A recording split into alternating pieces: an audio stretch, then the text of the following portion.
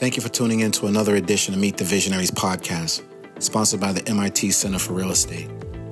I'm excited about the conversation today as it delves into the transformative potential of networks, trust, and a shared vision for cities that put people first. Our guest today is Thure Krarup, Head of Global Stakeholder Relations at Urban Partners. Thure joins us from Copenhagen, and our conversation will be led today by our very own Soala Ajienka, a dual degree student studying architecture and real estate development here at MIT. So without further delay, Soala, Thure, I hand it to you.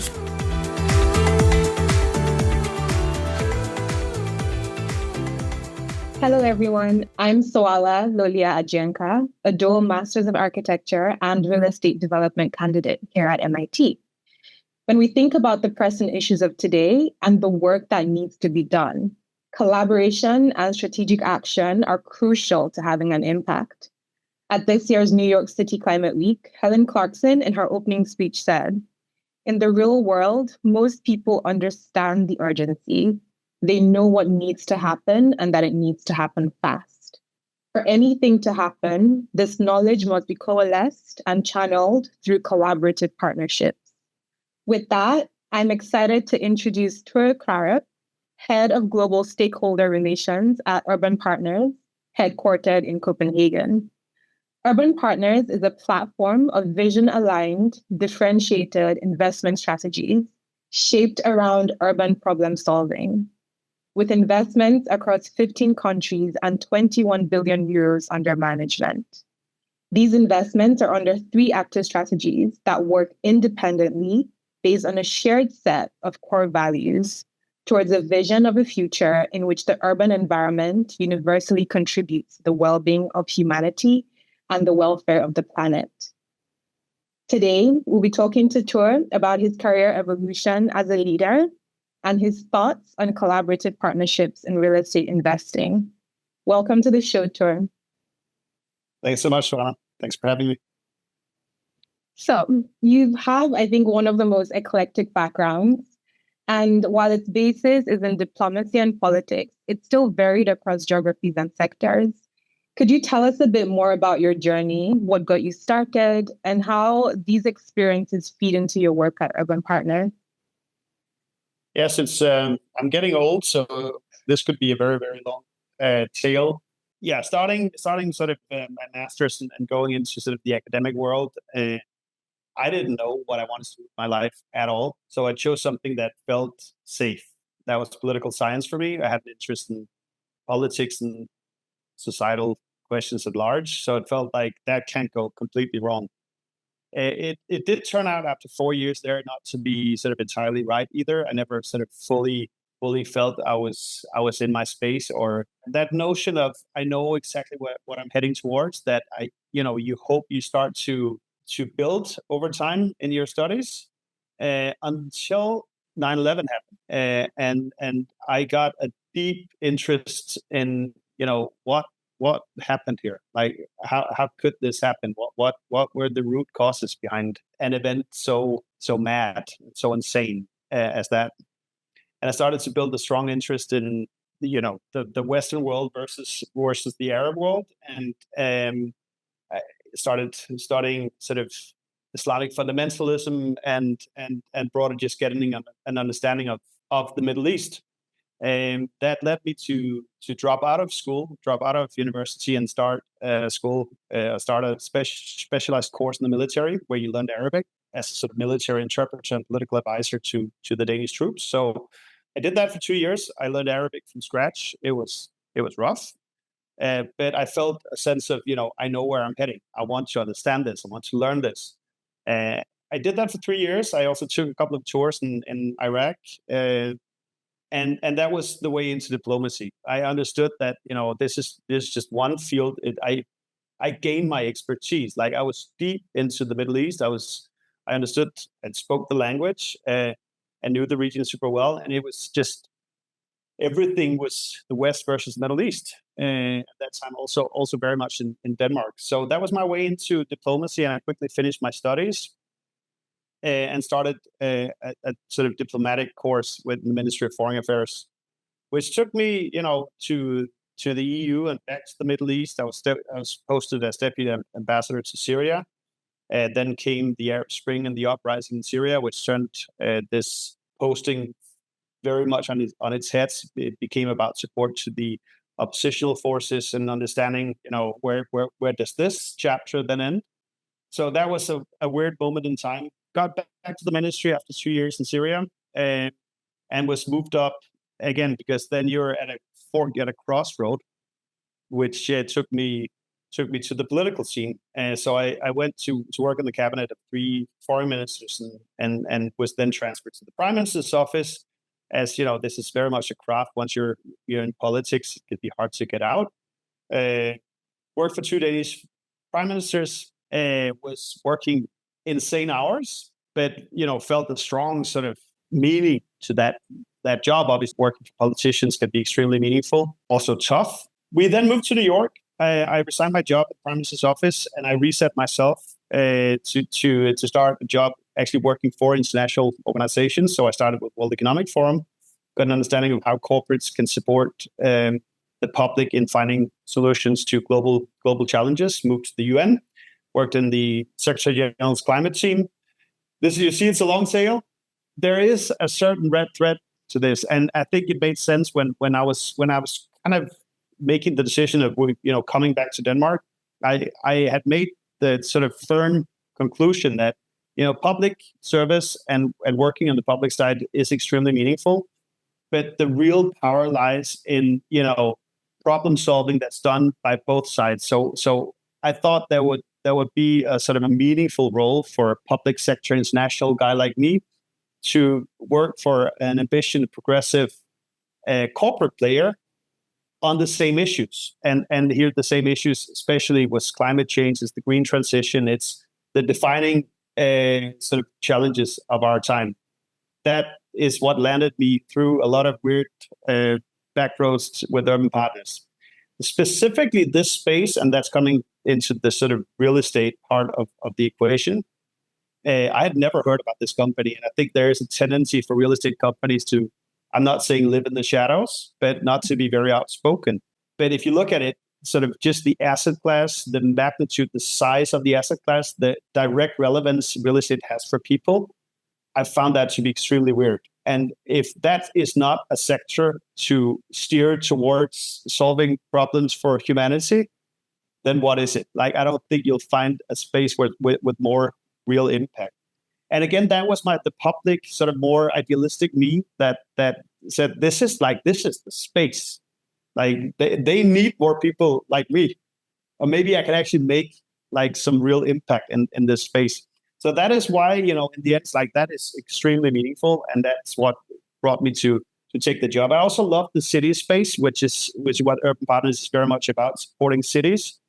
Not because I grew tired of national politics, but really, there's a proximity to people in cities, and there's global megatrends that are meeting in cities. So when you talk about climate change, you talk about urbanization, there's like probably the 2 largest global forces that are clinching in cities. Like that needs to be fixed. And then I love the sort of entrepreneurial kind of crazy, progressive nature of the people and the company once I got to know them. That's what brought me to Urban Partners, where I've been now for 3 years. And sorry for the tale. It was long. No. It's an incredible journey. And within that point too of, the impact within the real estate sector, could you tell us a bit more about the work that you do at Urban Partners? And I know that, it's listed that you work across like 8 different countries, and that's specifically in the cities. So just tell us a bit more about that, and also the possibilities of expansion, right? Because you mentioned cities as a frontier for change and a frontier for things to be done differently. Yeah. And my role has changed quite a bit over these 3 years. So I was tasked with, simply put, how can we as a company be part of global solutions? We've got this, back then, 16-year track record of cutting-edge, sustainability-focused real estate solutions. That's great. We're on a pretty steep growth journey, and in a sense, we still are. But we'd never sort of opted in on, how can we be part of the global ecosystems to come up with more joint solutions at a global stage. And my field was, I've been doing the COPs, I've been doing the climate weeks, I've been doing all these things.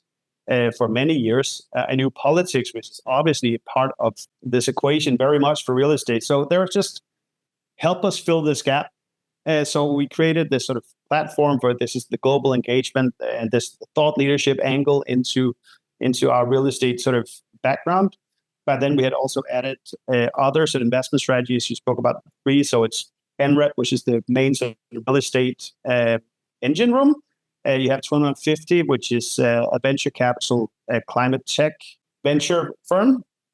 And you have Vilo, which is sort of green credit solutions for urban environments. So they're aligned. They have different ways into the urban problem solving space, and together they come with sort of a package. So over time, this role grew into something more. It was seen and accepted as part of the sort of reason for being for the company. This is we show up every year now. We show up every year at Climate Week. We forge global sort of partnerships, and we're speaking out much more.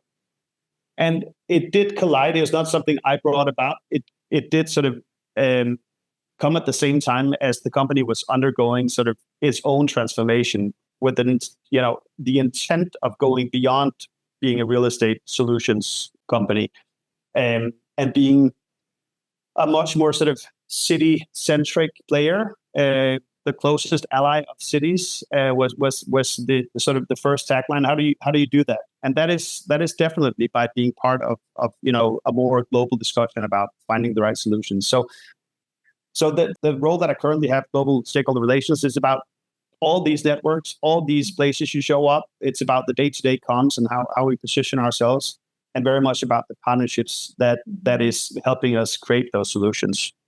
I think this is a perfect point, because in an interview you did a while ago, you mentioned that there are specific things that are crucial to partnerships, right? As you mentioned, and you go into list like shared vision as being crucial, long-term thinking, mutual benefit, shared capacity, and trust.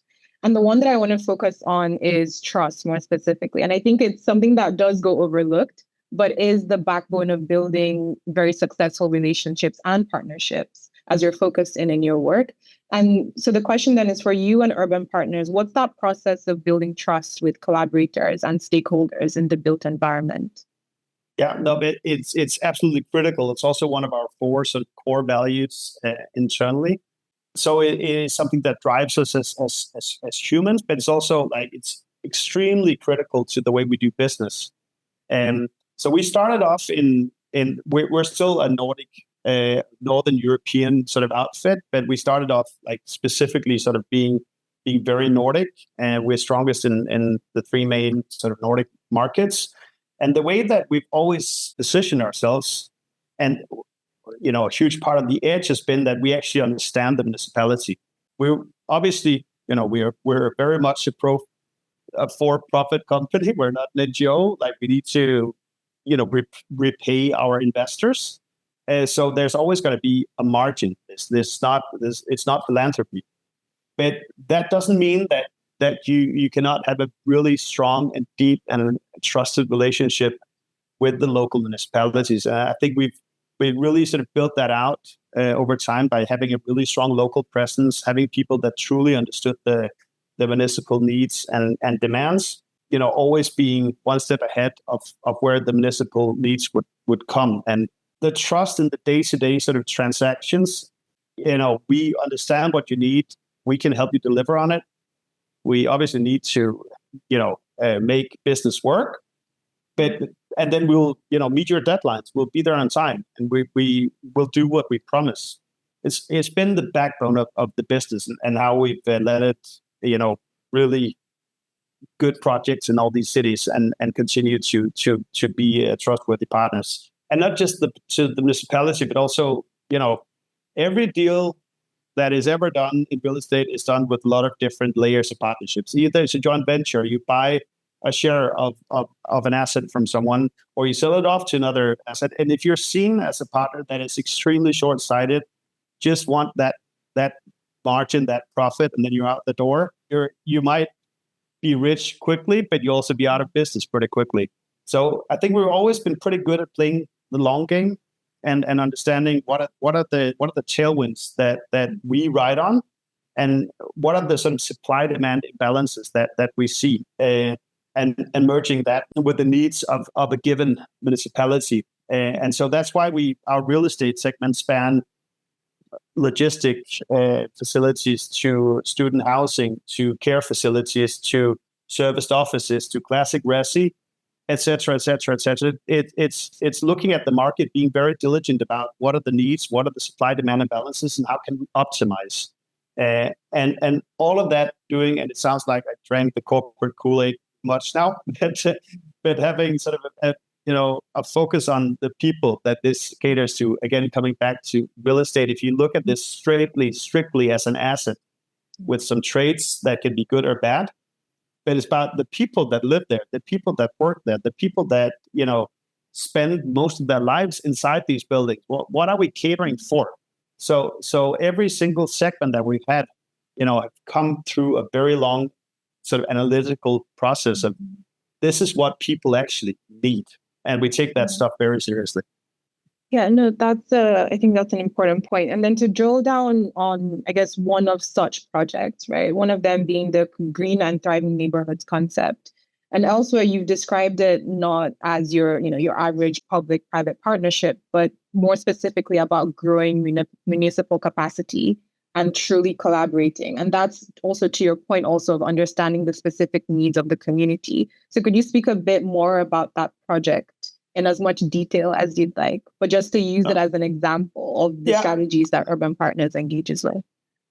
No, I mean, there are a lot of ways into that discussion, but maybe starting with where we think that the municipal needs will actually go. And that's obviously coming from a position in the Nordics, being sort of at the forefront of the green transition and very high up on sustainability and getting carbon out of buildings and out of cities in general. And that has been going on for at least 20 years, greening our cities. And we think there's a new paradigm coming, and that paradigm will be green, thriving cities. So you need to combine, I think for us, we consider sustainability and getting rid of carbon, getting carbon out of the buildings. That's just a given now. It's no longer a discussion point. It's a matter of, when and how fast and how quick can you do this transformation. So it's built deeply into the core of our business. So that's just a given, and it's no longer actually really an edge. I think we're way ahead of the pack on most of these things. So we think there's a green thriving paradigm coming where you need to combine decarbonized, sustainable on the E front cities with places that are actually nice for people to live, that focus on equity, that focus on health, that focus on livability, that takes a much wider prism when it comes to what makes a good city. And we believe that sort of concept is already starting to break through with the sort of growth of 15-minute cities that you see also in the States quite a bit now. And we've already done a few examples of a model of a green thriving neighborhood scale. So we think that paradigm is coming. And again, urban planning is there, like any other sort of art form, there are different phases to this. And I think we're entering the era of the green thriving cities. We may be wrong, but we believe that that's coming. And I think we're seeing a lot of that even in the American elections now, where affordability is like, and affordable housing has risen to the very top of the agenda. So cities needs to cater to a lot of things, and they're not just about greening them anymore. And you need to find a balance between green cities and actually places that people can live and where more people can live. So in Copenhagen, which is our biggest market and our strongest, where we have the strongest sort of foothold, a city for everyone has been the slogan for a while now. And what are then the specific urban planning and development solutions that you can put in place? Well, you need to get to scale. Like, scale is critical. If you just look at the asset, it doesn't matter. Like on decarb agenda, it doesn't matter if you just look at one asset. You need to be able to combine, the real estate with the infrastructure, with the sewage, with the energy supply. All of these things taken together, that makes a difference. So that scale that is intrinsic in the 15-minute city model and the green thriving neighborhood thinking, that is what we need to get to. And we believe also that this is what people will want. And politicians in the end, there may be a lag here, but politicians are steered by the demands, the requests, the needs of people. So in a business sense, that's where it's going. We believe, and will come to a city near you very soon. Very fair. And I think that you make a fantastic point about thriving, right? Which goes to the heart of like sustainability, which is how do you build these rails for longevity, right? Not just thinking about in the moment, but more long-term thinking. And I think just to go back to your point also about sometimes when political leaders are not necessarily aligned with, what you're saying. And I think the question here that I'm thinking of is, in a situation where the visions between partners are off, as happens a lot of the times in real estate, when there's a misalignment, how do you navigate that, and what kind of room do you give yourself or your partner to flex and adjust? Because it's pretty much unforeseen, in a lot of cases, unless you know that it's coming. Yeah. No, it's a really good question actually, and it's also one of our sort of core fundamentals. We like to speak about, there are three main things that need to be in place to land a good deal. You need to have the right strategy, of course. That includes the right vision for the partners that are part of this. You need to have the right execution model in place. So you need to have the right people, the right experts, the right knowledge to land a project and to land the level of ambition that you're aiming for. And the third one is optionality, because at times there are misalignments and things do not go according to plan. And major urban transformation projects, they take time. They take 20, 25, 30 years. So stuff can go wrong, or the criteria or what you thought you knew about this project will change over time. So building sort of an element of optionality into any sort of deal structure is pretty critical for us. And that can mean that you can take another look at the sort of partnership setup. You can take another look at the KPIs. You can take another look. You should always take your ambition, and you should be bold in that. But you should also have the flexibility to change the setup.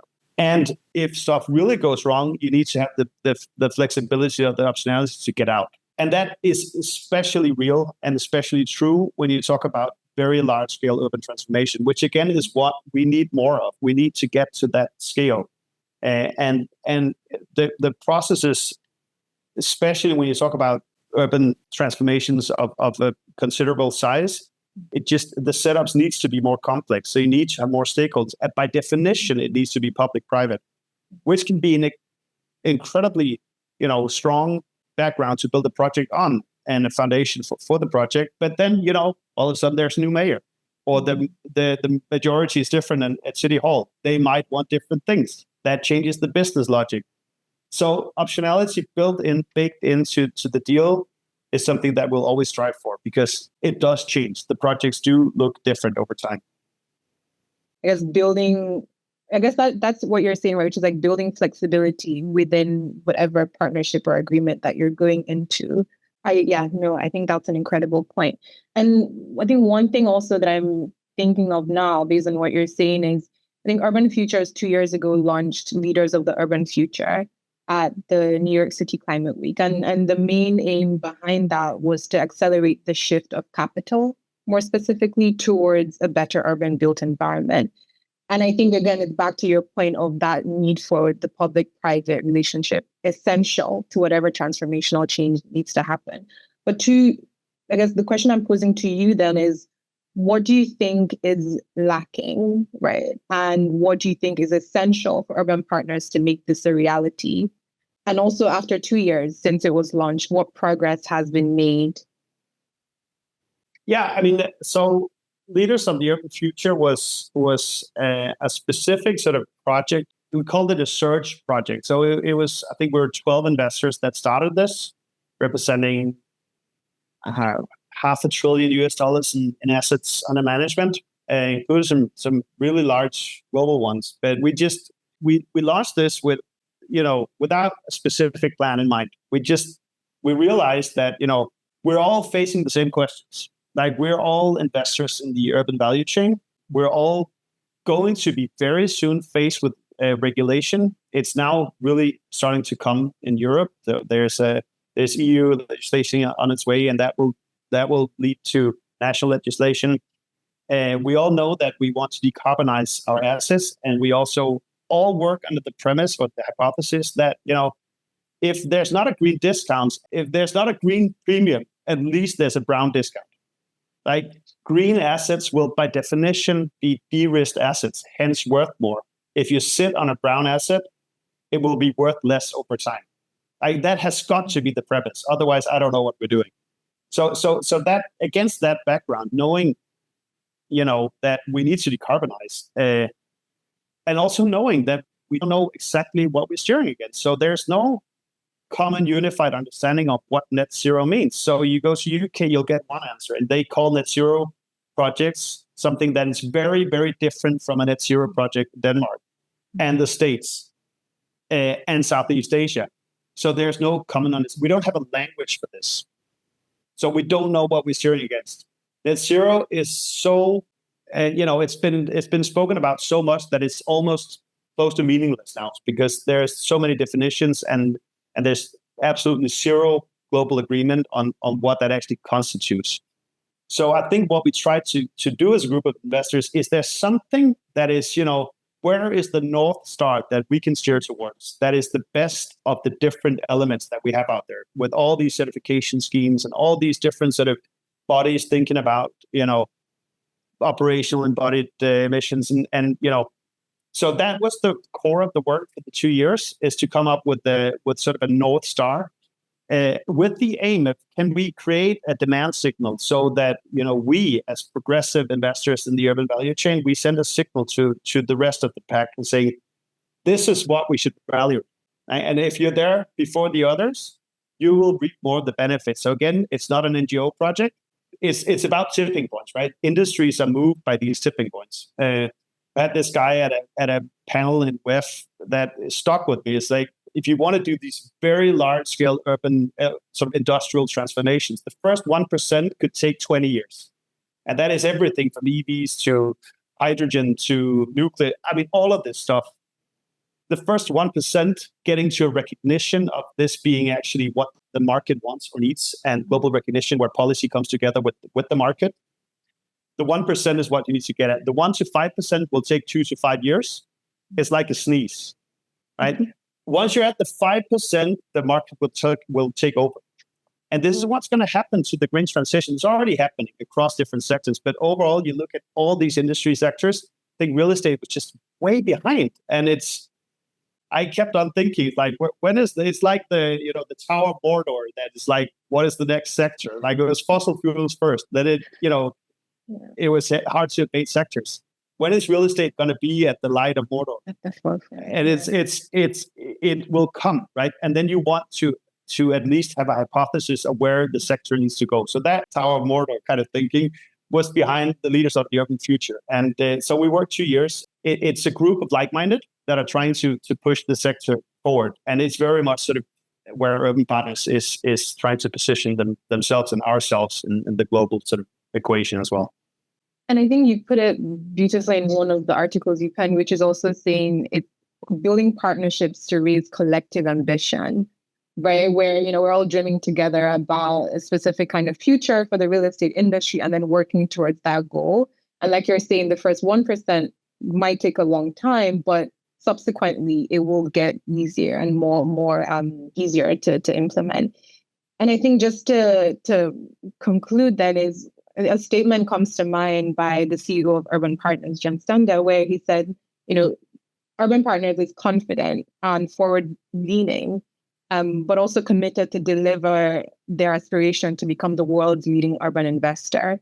And I want you to just put that, what we're saying about this large ambition, but also the day-to-day finding profit margins, right? How do you reconcile those two things, but also this ambition to be the large, the largest investor?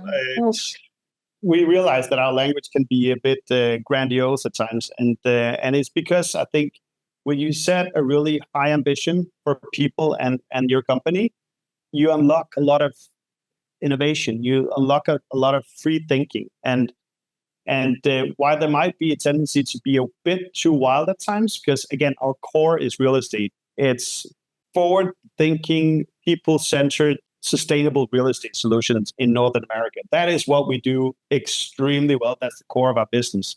I think the whole reason for the Urban Partners sort of story and having this sort of different mission line strategies underneath is that our cities need to transform. That's a given. Again, we spoke about the sort of the dual pressure coming with climate change and urbanization. There is a massive challenge in transforming our cities towards the future that we'll look into, especially in the global south, by the way. But again, our solution starts and stems from the global north. But the challenge will be even larger if you look at the global south. And you look at some of the numbers, like these are hard numbers to quantify, but some numbers say, the needs to transform cities will be roughly 2 trillion a year.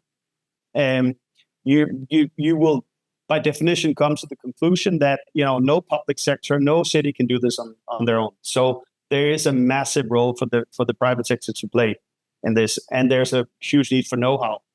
And that's then coming back to the sort of partnership element that you spoke to, and also our CEO spoke to. Being the most competent urban investor also very much entails being world-class in partnerships and understanding, how do we fit into solving, XYZ cities problem. The space is most definitely there.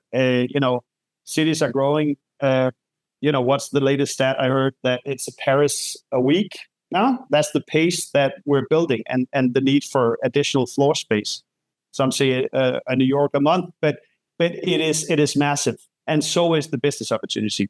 You will need to both have that partnership angle. You'll need to understand cities at a very deep level, and you'll need to find these sort of progressive financing models that we see too few of. I think we believe that this is changing now. I think there's a much larger openness. Again, real estate investors at times have been very speculative, very short-sighted, very much about getting the profit, and then that's it. But if you dare to step in a little bit closer, share your vision with the municipality, then I think the space is opening up, because I think cities, and I think also national legislators, and I think the US elections discussion right now is a very strong testament to that, see that they absolutely need private developers, investors in for this. That the challenge will be way more than a public sector and a city can do on its own. So I think we believe that the business opportunities is unmatched, and that we have, as a company, with our background, with our track record, with our capabilities, we've got a role to play in this, and that we have to lead the charge on this need. I also believe that we see cities stepping up on the global scene. That you see more mayors actually speaking out and being very vocal, and also coming together much more around their needs. So it's not all national politics. I think we're entering an era of sort of subnational leadership that will be super interesting to observe. Because again, this is the proximity to people.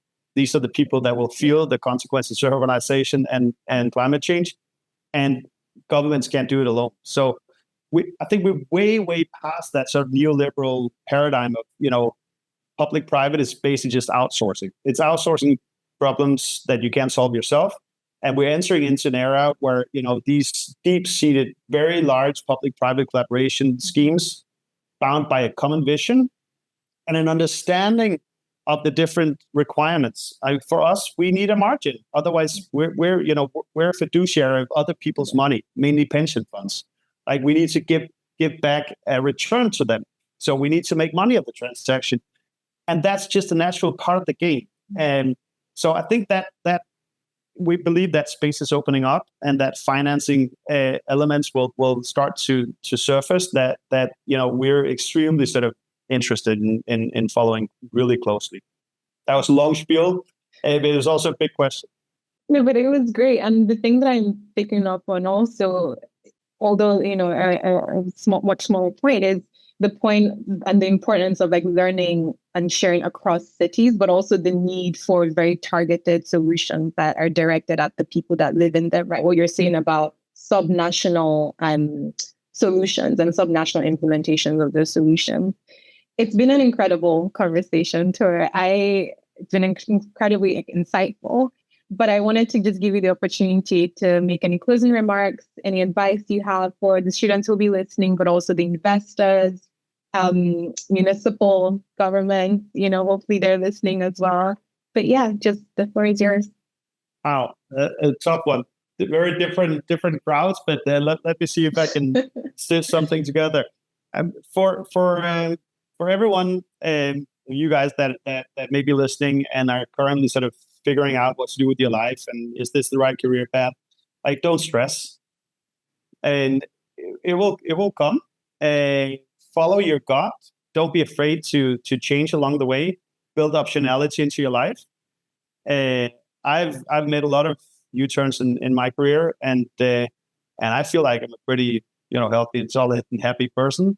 And I don't think careers are one-sided anymore. I think they involve a lot of twists and turns. And I think that's just part of growing up in these times. So that's the one for investors. I think it's recognizing the space that we're in, the time that we're in, and that real estate is much more than an asset.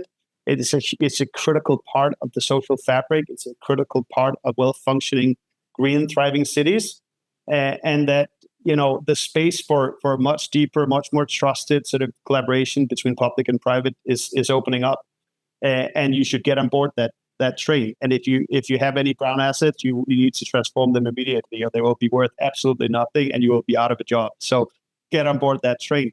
And for policymakers, I think the cry is pretty uniform, at least among the progressives in the real estate investor space. Regulators, like, put down ambitious legislation and do it now. It will help us steer, and it will help us make the right business decisions. And those business decisions are a huge part of your reelection. So regulate. That's incredible. Thank you. And then you touched on every single one of those. And then, yeah, incredible advice. And to everyone who's listening, thank you so much for joining us. Fascinating conversation. The future looks pretty bright and a lot greener, too. Thanks to our listeners for tuning into another edition of Meet the Visionaries podcast. And please remember to stay tuned for future episodes by subscribing to our podcast or follow us on social media by visiting cre.mit.edu to learn more. Until next time, take care, listeners.